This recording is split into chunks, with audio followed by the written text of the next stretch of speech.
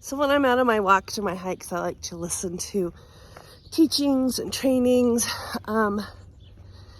just different things to edify and to uplift and to encourage and to motivate me. Well, today I was listening to Bill, and he always shares some funnies. I think just to break down the walls and to get us ready to hear what we need to hear. And we've been working on communication in one of the groups that I'm a part of.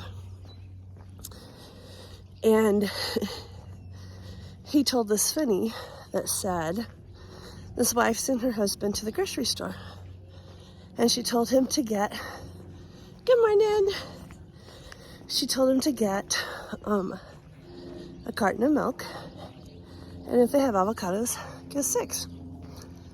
So the husband goes to the store and he comes home and he has 6 cartons of milk. And the wife's like, why do you have 6 cartons of milk? And he said, if they have avocados, to get 6. So I got 6 cartons of milk. And I'm like, wow. Communication is so important. And I have this discussion quite often with people that are very close and near and dear to me, that we may communicate it in our language, but if what we say isn't received by the person that we're trying to communicate it to, then we gotta figure out a different way to say it.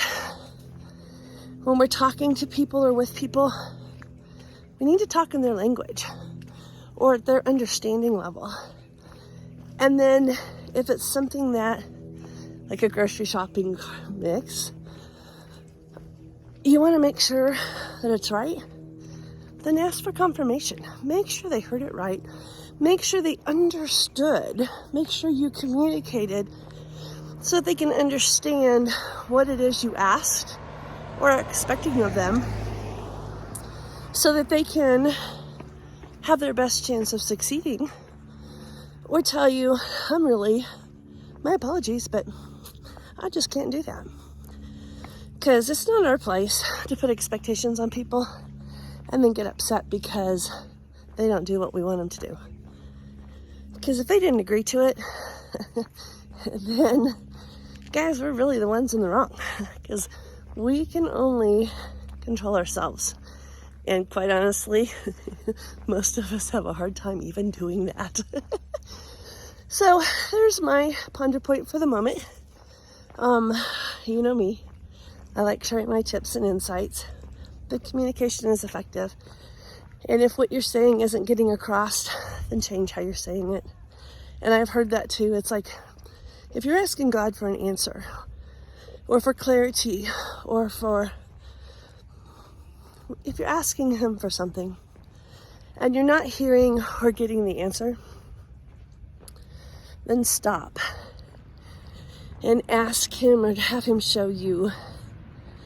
If it's you, well, actually it's always us, because God's always got our best at heart. But what we need to do or change, do we need to change the question we're asking? Do we need to change what we're asking for? Do we need to adapt it? Do we even understand what we think we're communicating? Are we doing it?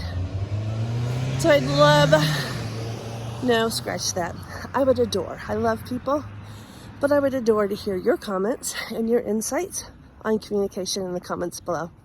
I'm Michelle Wendt, and I am very passionate about standing the gap from where you are to where you can and want to be. Be blessed.